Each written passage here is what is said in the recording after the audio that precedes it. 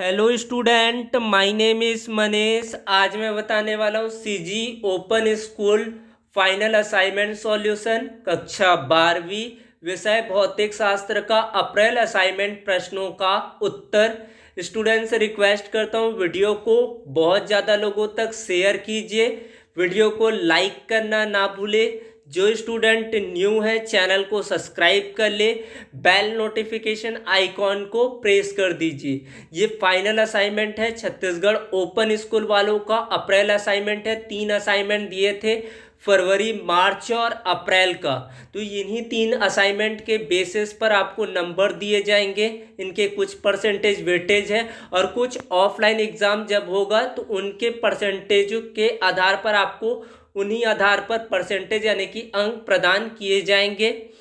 Student से request करता हूं कि आप लोग असाइनमेंट को कर लीजिएगा, क्योंकि कोरोना काल की स्थिति को देखते हुए अभी एग्जाम कंडक्ट हो पाना मुश्किल है।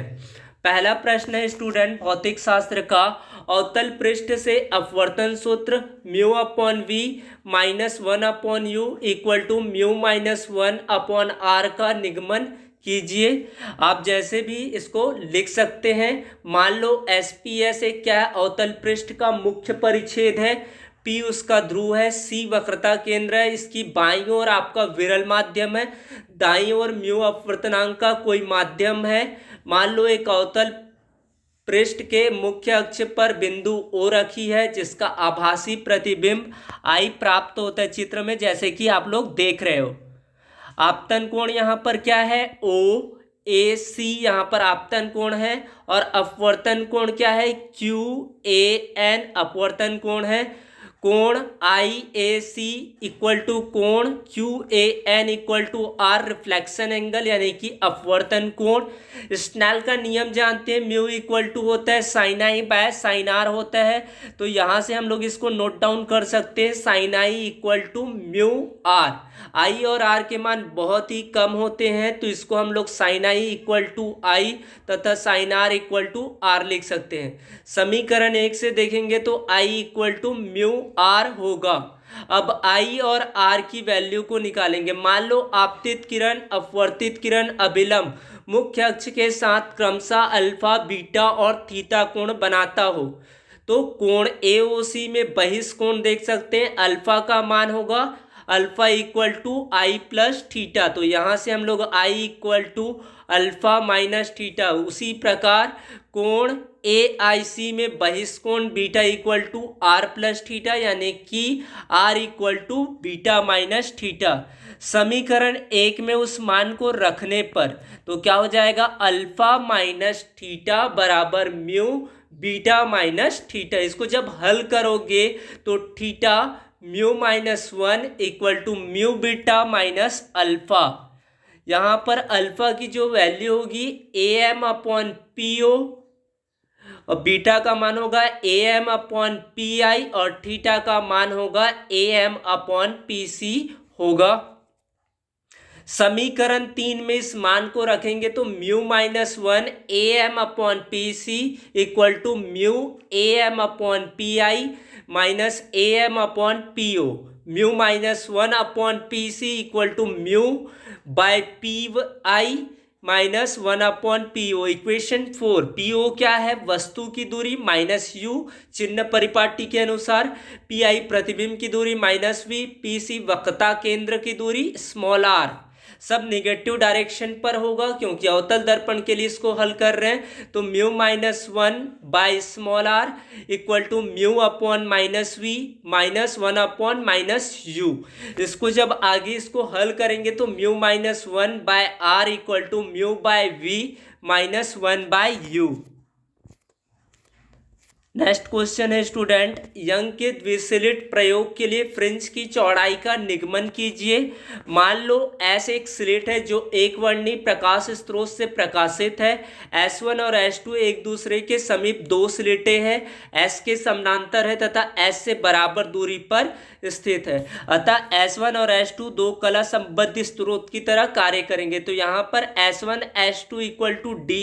मान लो दोनों स्रोतों S1 और S2 से डी डी दूरी पर, कैपिटल डी दूरी पर एक पर्दा एक्स वाई है जहां पर व्यतिकरण फ्रिंज बनती है, प्राप्त होती है। पर्दे पर बिंदु O1 दोनों स्रोतों S1 और S2 से बराबर दूरी पर है, अतः इस बिंदु पर दोनों स्रोतों से चलकर पहुंचने वाली तरंगों के मध्य पथांतर शून्य होगा, फलस्वरूप बिंदु O पर मैक्सिमम तीव्रता होगी। मान लो पर्दे पर बिंदु O से x दूरी पर एक बिंदु P है, S1 और S2 पर्दे से XY पर S1Q और S2R लंब डाला। मान लो S1 और S2 का मध्य बिंदु O है, SO और O1 एक ही रेखा पर होंगे।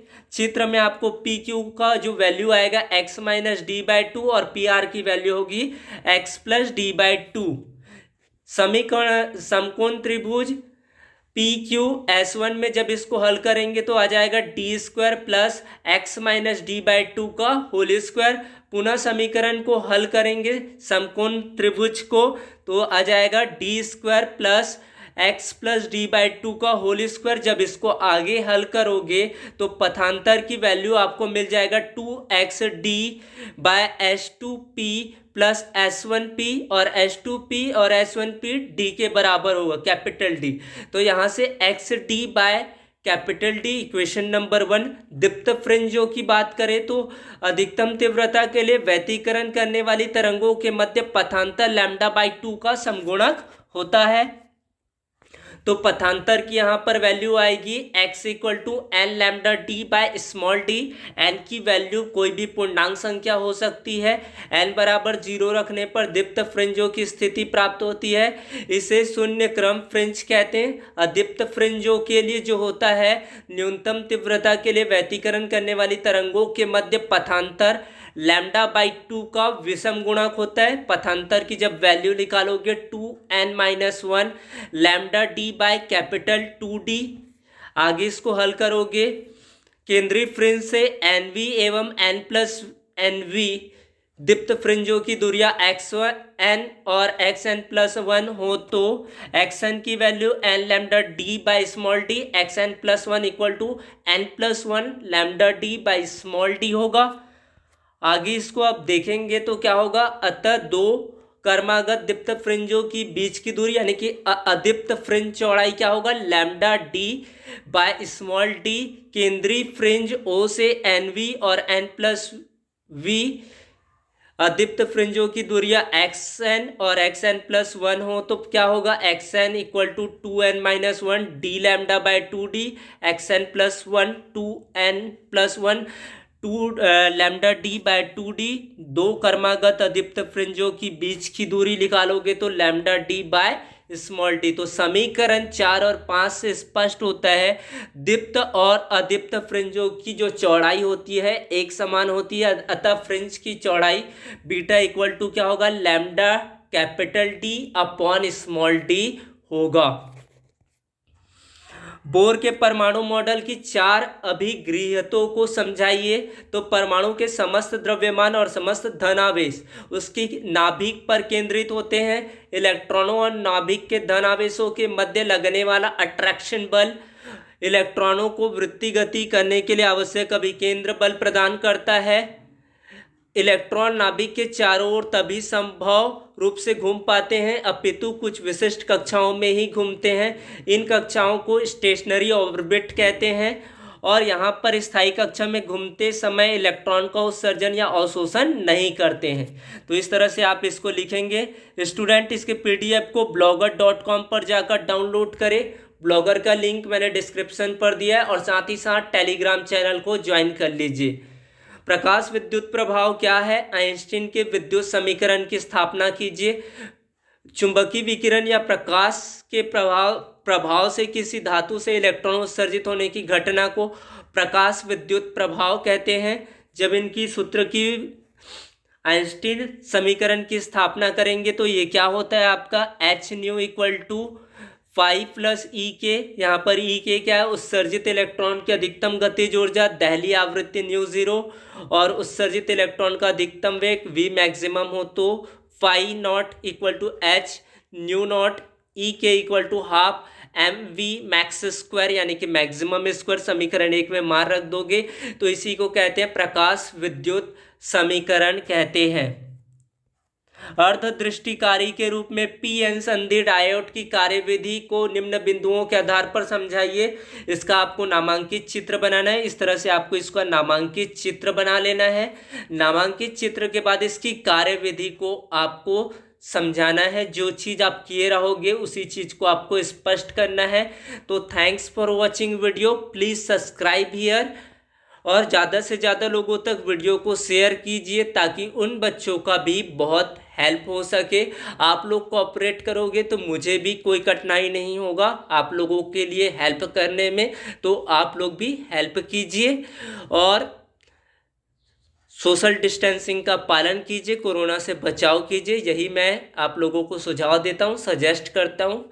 जब ज़रूरत हो तभी घर से बाहर निकले। Thank you.